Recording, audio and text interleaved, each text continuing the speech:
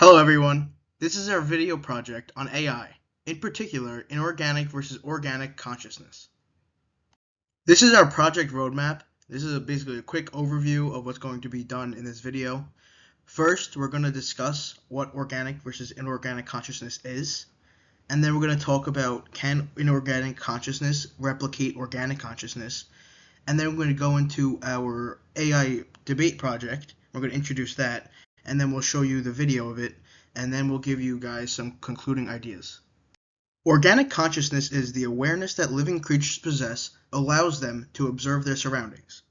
Human consciousness, for example, is the easiest to understand. And animals also have the consciousness, but it's not as distinguished. It's kind of harder to understand what animals really think. And then inorganic consciousness refers to the awareness of artificial and man-made systems. Artificial intelligence, also known as AI, is a good example of this. Current technology isn't able to allow for emotions and subjective experiences. So the question is recreating human-level consciousness even possible? Well, this is an idea that is highly debatable, but for the sake of this video, let's assume that future technology can accomplish this. In order to recreate human consciousness, AI has to possess awareness, emotions, memory, identity, and subjective experience, also known as qualia. We touched on this in class, but in case you don't remember, qualia is the sensation of what it is like to experience something. Currently, AI doesn't possess these above stated abilities.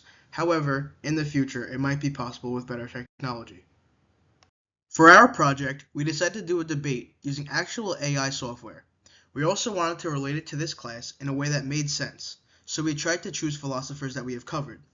We clearly covered Kant, but we haven't covered Berkeley. But his particular views on the subject matter will be said in this debate, so it won't be too confusing. We set up the project by asking ChatGPT to act like Immanuel Kant and George Berkeley, using Kant's Critique of Pure Reason and Berkeley's Treatise on the Principles of Human Knowledge. We independently fed ChatGPT the corresponding files. Then we asked it to make them argue on the subject of causality and freedom. Finally, we did a text-to-speech audio to make it more realistic. Here is the result. Kant, you propose a realm beyond perception, the noumenal, where freedom dwells. Yet I must ask, is this not a fiction of abstraction?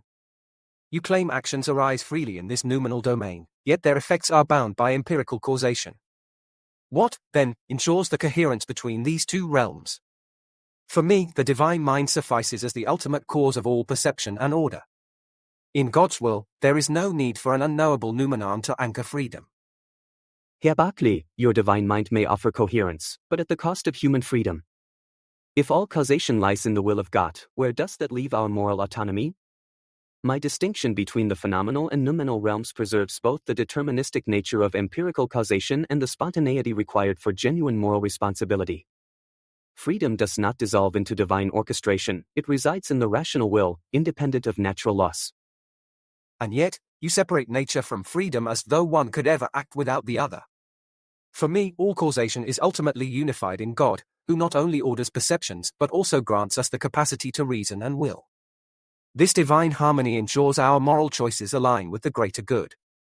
How can your noumenal freedom act without descending into chaos or severing itself entirely from the intelligible order of reality? Freedom, Herr Berkeley, is not chaos. It is the faculty of reason to act according to self-imposed laws. In the phenomenal realm, natural causation explains the sequence of events. But in the noumenal realm, reason itself becomes the unconditioned cause of action. This duality allows for a coherent system in which nature and freedom coexist. Without this distinction, moral responsibility would be reduced to mere submission to divine decrees, hardly the ground for true ethical autonomy. And yet, what you call autonomy depends on an unknowable cause. How does your noumenon guide our actions without itself being governed by something higher? The divine mind, on the other hand, is both the source and sustainer of all autonomy depends on an unknowable cause. How does your noumenon guide our actions without itself being governed by something higher? The divine mind, on the other hand, is both the source and sustainer of all order. It aligns our wills with moral truths, ensuring harmony.